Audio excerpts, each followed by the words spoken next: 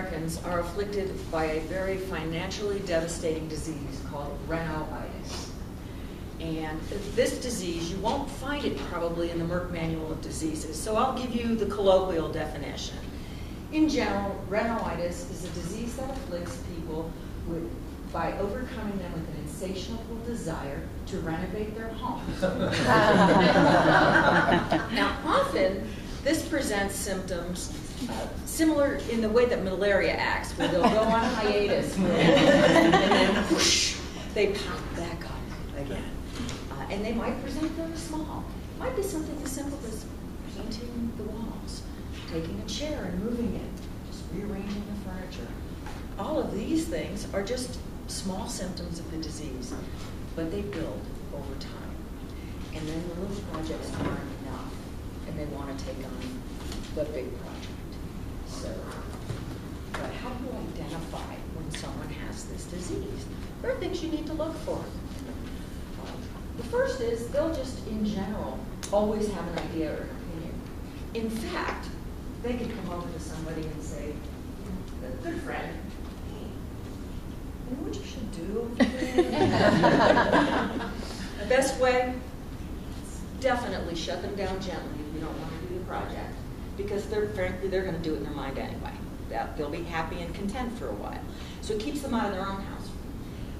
Another sign that they're really a frequent remodeler or renovator is that they're shopping all the time. They can frequently be found at Home Depot, Lowe's, IKEA, and trade showrooms. They're probably on a first-name basis with the, with the salespeople there. Another big sign, they've always got a tape measure. And, it's not one of those little promotional product ones. It's got to be a bigger one. They can take out, whip through. They're measuring spaces all the time. Project Genesis, though, goes through some different phases. When they're getting ready for a big one, usually they go into what I call the ruminating phase.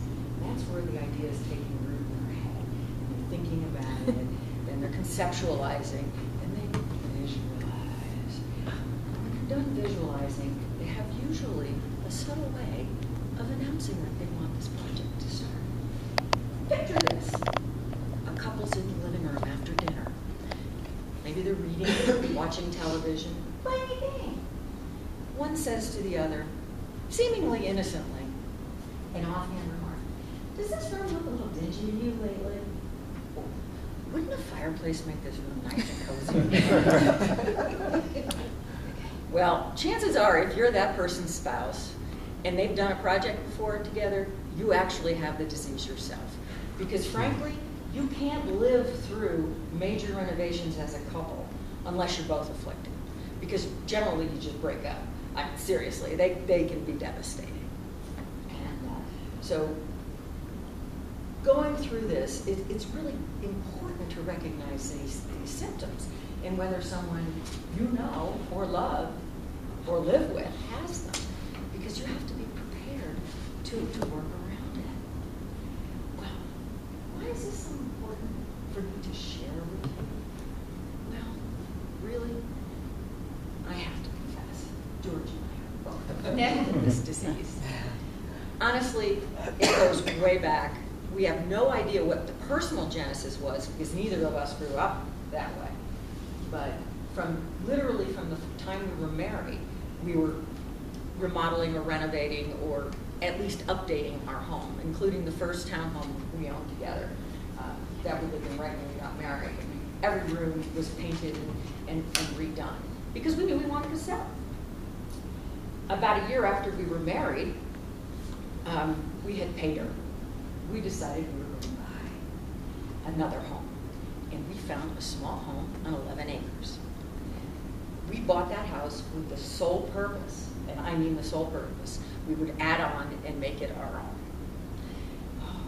When I say pay dirt, we had, when all was said and done, 25 years of projects out of that house. The first one, which we contracted for, within the first year, 15 months, we more than doubled the size of the house with the addition. And that was a bonus because the budget was constrained. So we got about 5 years of projects out of that, finishing interior stuff, decorating. That wasn't even furnishing. So that went on. Fast forward, 12 years later, we really did the big Kahuna job for us. That was a massive renovation. We had to fix structural problems that we didn't know existed. We were putting in new flooring through the whole house. As it turned out, we moved walls, we did everything. All the bathrooms, 3 bathrooms got redone. Every room had something done to it, even if it was just a paint job. Huge project. Then the last project we did was the kitchen, which was part of our grand plan for moving. We were going to renovate the kitchen so we could move west, sell the home and move west. That was done. And we've all heard that the kitchen is the heart of the home. Well, not necessarily the one I live in. It's more like the armpit. So, guess what's going on now? The disease has presented again, and we're in the process of getting ready to do another fairly substantial reno. But don't feel sorry for me. Wish me joy. I'm feeding the disease, and I'm happy. And for those of you who have an afflicted spouse, hats off to you.